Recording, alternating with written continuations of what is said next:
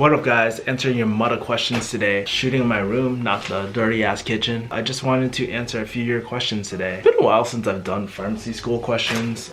It's pretty crazy how many people have watched that interview with me and Matt. And if you guys are stumbling upon this because you watched that interview, shout out to you. Thank you for coming to my channel. I just wanted to sort of answer some of your questions. Today I have Durkin. I probably fucking butchered that shit. Sorry. Hi Kevin, huge fan of your YouTube. You're one of the few voices for the employees in pharmacy and it really helped me prepare for my career as well. The question I have for you today, so I've gone to many pharmacies to volunteer for my pharmacy school application, but they don't seem very open with letting volunteers in. I was wondering, what did you do to get pharmacy experience and what would you recommend for my specific circumstance? Thank you so much for your time and have a good day. Probably doesn't sound like that. So I've talked about this before, especially with Angela. I think a huge barrier to traditional pharmacy is like, hey, you know what, you're just a volunteer. Even if you're shadowing, there's a risk of HIPAA violations. And for you guys that don't know what HIPAA is, it's a privacy type of thing.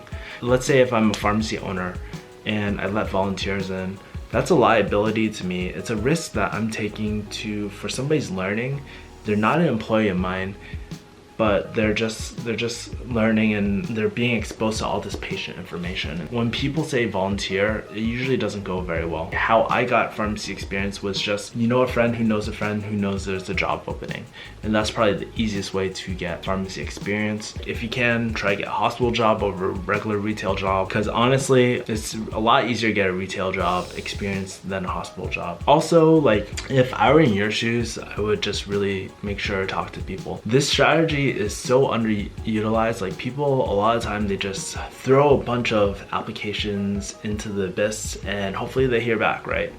A better solution is really optimizing your relationships with people. So maybe the more pharmacists you meet, pharmacy managers, identify who the gatekeepers are. So like when I say gatekeepers, people that can actually hire you. So typically if you're trying to get a technician job, it's going to be the pharmacy manager. You need to start networking or talking to pharmacy managers and seeing if they'll hire you or not, if they have any openings. And even if they don't have any openings, they'll keep you in mind, right, in the future.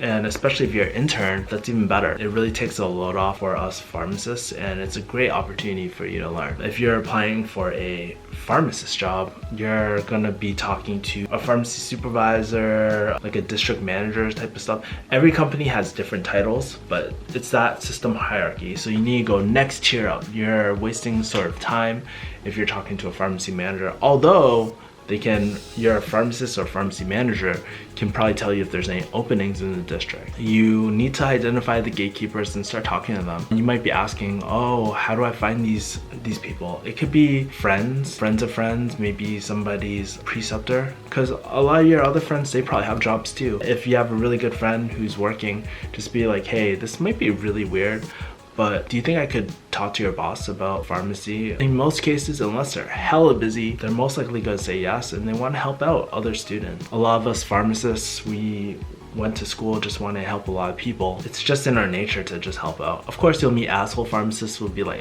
don't fucking bother me. But personally, like, if I'm doing all this stuff, and I still try to find the time to meet up with students, I'm pretty damn sure that your local pharmacists will want to meet up with you as well. So don't be scared. And if they don't, not the end of the world, don't bother them. Just go on to the next one. Just make more friends and just talk to more people, right? And worst case scenario, I'm not sure if your school has a career center. I've never used a career center or anything like that, but they might be able to help you with some sort of connections as well. Also, maybe you can get an on-campus job. So maybe talk to some of your pharmacy professors and just ask them, hey, what would you do if you're in my shoes? Do you know who I should talk to? Do you know any good resources that I could do to just get more experience? And you never know, they might open up an opportunity for you. And plus, later down the line, you start creating this relationship where you can build strong letters of recommendation, not like, oh yeah, I knew Kevin, he was in my class for blah blah blah. Relationships take work and time, and the earlier you start, the better. Anyways, I hope that helped you, Durkin. Dorican, I don't know. Sorry, I'm like really fucking up your name, dude. I'm really sorry. Hopefully you enjoyed that. Thank you for always watching my videos.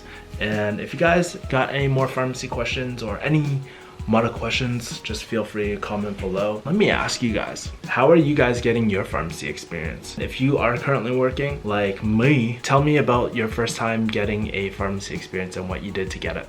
All right, thank you guys for watching. We'll see you next time. Peace. Once you finish, you can pay off your loans in like 2-3 years, no problem. You can save a bunch of money, buy my nice clothes, nice shoes, nice purses.